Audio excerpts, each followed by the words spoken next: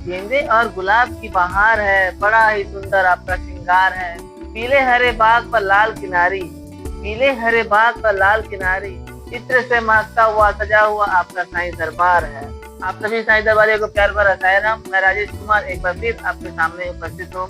आज मैं आपको श्री साईं दरबार मंदिर की मनमोहक सी दृश्य, बाबा की भोग अर्पण की दृश्य तथा कुछ ऐसे भक्तों का चित्रण भी दिखाऊंगा जिनकी मनोकामना पूर्ण होते ही उन्होंने श्री साईं दरबार मंदिर में आके अपना पूर्ण अहंकार समर्पण कर बाबा के श्री चरणों पे नतमस्तक हुए हैं। और साथ ही साथ हम एक छोटी सी कथा को भी इस कथा के साथ सुनते हैं। तो चलिए शुरू करते हैं। श्री साईं समर्थ धन्य है जिनका नाम बड़ा सुंदर है। वे सांसारिक और आध्यात्मिक दोनों ही विषयों में अपने भक्तों को उपदेश देते हैं और भक्तों को अपना जीवन ध्येय प्राप्त करने में सहायता प्रदान करते हैं। वे भेदभाव की भावना को नष्ट कर उन्हें अप्राप्य वस्तु की भी प्राप्ति करा देते हैं। तो चलिए आज हम जो कथा आपको सुना रहे हैं वो एक कपोल कल्पित कथा नहीं है, वो बाबा की एक विशुद्ध भक्ति की कथा है। मिहि देव बाबा के एक बहुत बड़े भक्त थे जो ठाणे जिला में मामलतदार भी थे।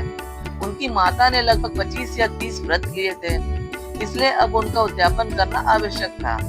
उद्यापन के साथ 100-200 ब्राह्मणों का भोजन भी होने वाला था। श्री देव ने एक तिथि निश्चित कर श्री बापू साहब जोग को एक पत्र शिरडी को भेजा। उसमें लिखा कि तुम मेरी ओर से श्री साईं बाबा को उद्यापन और भोजन में सम्मिलित होने के लिए निमंत्रण दे देना और उनसे प्रार्थना करना कि उनकी अनुपस्थिति में उत्सव अपूर्ण ही रहेगा। मुझे आशा है कि वे अवश्य डहाणु पदार्थ का दास को कृतार्थ करेंगे। बापू साहब जोग ने बाबा का वह पत्र पढ़कर सुनाया। श्री साईं बाबा ने उसे ध्यान पूर्वक सुना और शुद्ध हृदय से प्रसिद्ध निमंत्रण जानकर वे कहने लगे, जो मेरा नाम स्मरण करता है उसका मुझे सदैव ही ध्यान रहता है। मुझे यात्रा के लिए कोई साधन, गाड़ी, टांगा या विमान की आवश्यकता नहीं है। उसके सम्मुख में अविलंब ही प्रकट हो जाऊंगा। उसे यह सुखद पत्र भेज दो कि मैं और 2 अन्य व्यक्तियों के साथ अवश्य आऊंगा। जो कुछ बाबा ने कहा था जोग ने श्री देव को पत्र में लिखकर भेज दिया। पत्र पाकर देव को बड़ी ही प्रसन्नता हुई, परंतु उन्हें ज्ञात था बाबा केवल राहता, रूई और नीम गांव के अतिरिक्त और कहीं भी नहीं जाते हैं। फिर उन्हें विचार आया कि उनके लिए क्या असंभव है। उनकी जीवनी अपार चमत्कारों से भरी हुई है। वे तो सर्वव्यापी है। वे किसी भी वेश में अनायास ही प्रकट होकर अपना वचन पूर्ण कर देंगे। अब सुनिए कि उनके साथ घटना कैसे घटी। उद्यापन के कुछ दिन पूर्व एक सन्यासी डहाणु स्टेशन पर उतरा, जो बंगाली सन्यासियों के समान वेशभूषा धारण किए हुए था। दूर से देखने में ऐसा प्रतीत होता था कि वो गौ रक्षा संस्था का स्वयंसेवक है।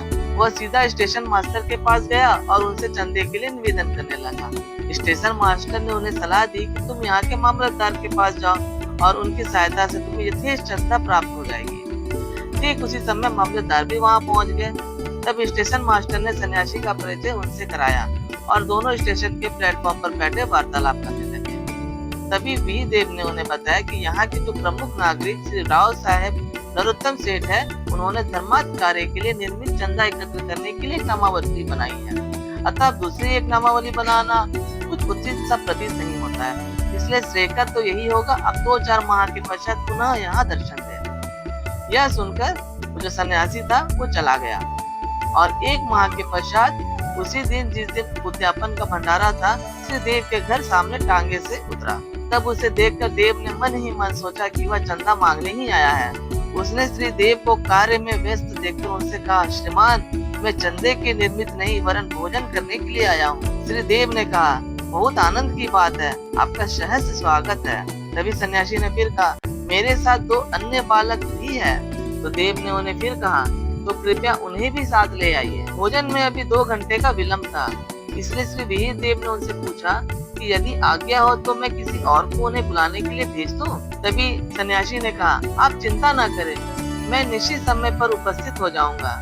देव ने उन्हें दोपहर में पधारने की प्रार्थना की। ठीक 12 बजे दोपहर को तीनों वहां पहुंचे और भोग में सम्मिलित होकर भोजन करके वहां से चले गए। उत्सव के समाप्त होने पर देव ने बापू साहब जोग को पत्र में उल्हाना देते हुए लिखा कि बाबा ने वचन भंग किया है और ये आरोप लगाया। श्री जोग वह पत्र लेकर बाबा के पास गए, परंतु पत्र पढ़ने से पूर्व ही बाबा उनसे कहने लगे, अरे मैंने वहाँ जाने का वचन दिया था, तो मैंने उसे धोखा नहीं दिया।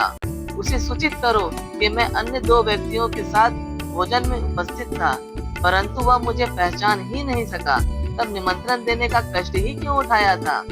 उसे लिखो कि उसने सोचा होगा कि वह सन्यासी चंदा मांगने आया है, परंतु क्या मैंने उसका संदेह दूर नहीं कर दिया था कि 2 अन्य व्यक्तियों के साथ भोजन के लिए आऊंगा? और क्या वे त्रिमूर्तियां ठीक समय पर भोजन में सम्मिलित नहीं हुई? देखो, मैं अपना वचन पूर्ण करने के लिए अपना सर्वस्व निछावर कर दूंगा।